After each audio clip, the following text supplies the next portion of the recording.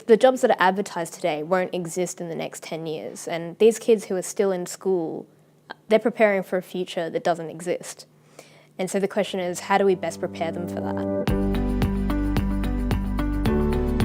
My name is Marissa, and I'm a fifth-year chemical engineering and economics student.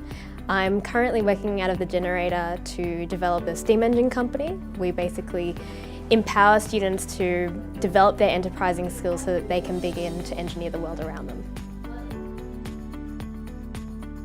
I used to work for the non-profit global organisation RoboGirls. Using robotics workshops, they inspire girls to realise their potential in STEM.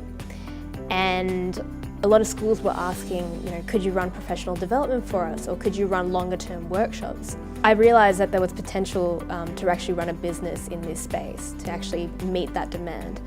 And so that's where I decided that's what I was going to do. And it meant that I could spend more time in the classroom inspiring these kids, not just the girls, but also the boys, to realise their potential to do more in the world. To me, it's all about developing a toolbox. So how do we make that possible for all these kids to develop all these skills but still apply them in sort of an entrepreneurial way?